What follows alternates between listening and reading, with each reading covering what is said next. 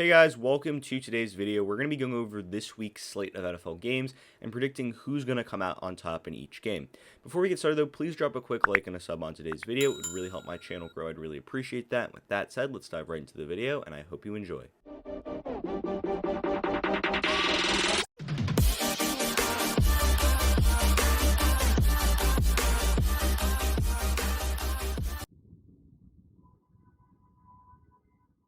Week 7, here we go. Game picks. Let's start with the Thursday night matchup between the Denver Broncos and the Cleveland Browns. Both these teams are coming off losses, but for me, I think the Broncos have the advantage in this one. The Browns are banged up. They're going to be without a ton of players, and they're not going to be anywhere near healthy. Broncos, they did lose a pretty bad game to the Raiders last week, and the Raiders were really able to do anything they wanted to them. But I think that the Broncos have a bounce-back week this week, especially without Nick Chubb or Kareem Hunt playing for the Browns. That's a massive part of their offense absolutely gone. Baker Mayfield, we don't know what's happening with him and his shoulder situation. He didn't look good last week either.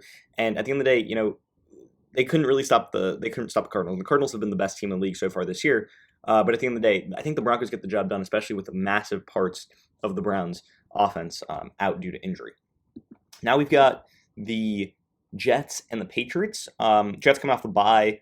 I think Patriots get the win. I thought they were pretty impressive against the Dallas Cowboys last week. Were able to stay in that game for large parts of the game.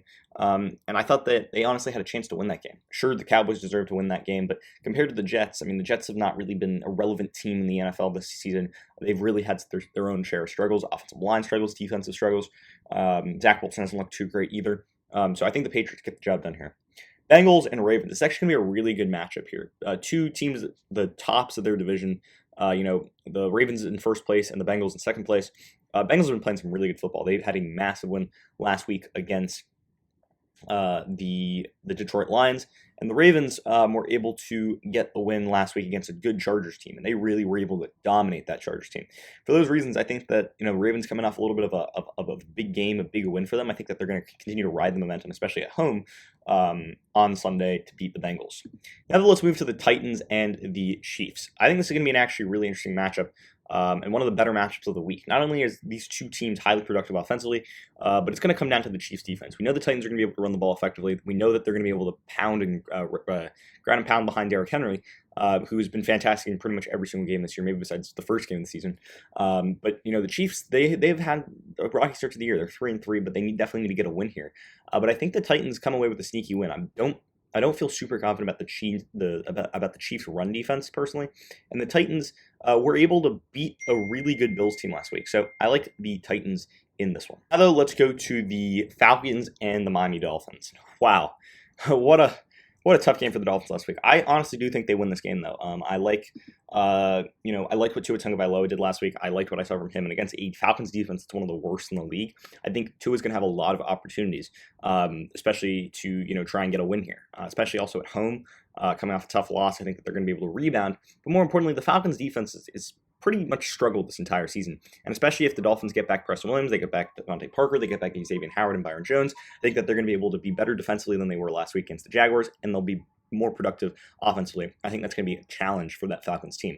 Now we've got the Eagles and the Raiders. I think it's going to be another really good matchup. The Raiders have had a really good start to the season. They're 4-2, won a very big game last week against the Broncos.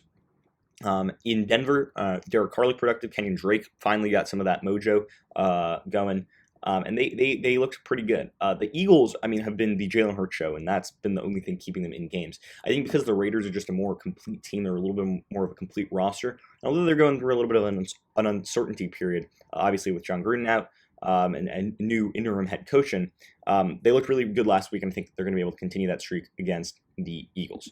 Now, this is probably the easiest game pick of the week. You got the Texans, who are the worst team in the NFL, or a top 4 worst team in the NFL, and you got the Cardinals, who are the best team in the NFL.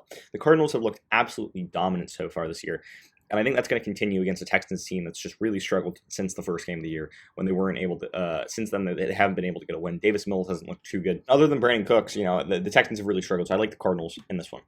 Now we've got the Colts and the 49ers. The Colts have been absolutely, they've been actually pretty good after a little bit of a rough start to the year. They won their game against the Miami Dolphins a few weeks ago, and they won, last week. And they've had a shaky start to the year. They're 2-4, but going against a 49ers team that is a little banged up, especially at quarterback. They don't, Jimmy G, Trey Lance. There's a conversation there. I like the Colts in this one. I thought they played a pretty good game last week. Carson Wentz is looking really productive with the football. He's being accurate deep downfield. He's using his legs to extend plays. I think the Colts have this one. We've got the Packers and the Washington football team. Washington's defense has not been anywhere near what they were expected to be coming into the year. We were expecting to see a lot more production from them defensively. That really hasn't been the case. And offensively, without Ryan Fitzpatrick, to be honest, Taylor Heineke has done a good job keeping them in ball games, but they're not the same team. And more importantly, the Packers are a really good offensive team. I mean, they can put up points in a hurry with Aaron Rodgers and Devontae Adams. But more importantly, Aaron Jones has been really solid on the ground too. So overall, I think the Packers have the advantage in this one. I think that they're going to be able to win, especially at home at Lambeau Field. It's a really hard place to play if you're an away team. I think the Packers have the edge here. The Giants have been dealing with a lot of injury problems of late. Kadarius Toney only played the first 6 minutes last week. Obviously Saquon, obviously Kenny Golladay. A lot of injuries going on with this football team. And the Carolina Panthers, lost a game against the Minnesota Vikings last week, but that game went to overtime. And although Sam Darnold started really, really rough in that game, he came back and really put his foot on the gas and tried to lead that Panthers comeback. Also, the Panthers, they started off really well. I think they started 3-0. Now they're 0-3 their last 3 games. But I think this is a big opportunity for them to come back and get a win against a pretty bad Giants team who has been struggling, who are 1-5 right now. And I think this game will push them to 1-6. Now I've got the Jared Goff revenge game. It's Lions, it's Rams. The Rams arguably are the best team in the NFL this year. They're probably the second best team in my opinion after the Cardinals. The Cardinals are 6-0, and the Rams have only lost one. But the Rams, I mean, they have a productive team, and they're top to bottom on paper and off paper on the field too. Have been really productive. Offensively, Cooper Kupp has been arguably the best receiver in the league this year. Darrell Henderson looks like he's coming into finding something of his own. Matthew Stafford has looked really efficient with the football, and Robert Woods and Tyler Higbee have been contributors on the offensive side of the football. And then defensively, I mean, they've got Jalen Ramsey and they've got Aaron Donald, but more importantly, they're a good defensive unit, and I think that's going to just be too much for the Lions. Now we've got the Bucs and the Bears, and the Bears, they are such a question mark every single week, every single season, seemingly. But the Bucs, with Tom Brady and with that offense, and especially that defense too, which has struggled against the pass this year, but they're going to be able to bounce back, I think, against the Bears team. I mean, they won last week against the Eagles, and they're able to beat off the bottom feeders. And I don't know if the Bears are quite a bottom feeder, but with that offense that Tampa has, I think that they're going to be able to breeze through Chicago.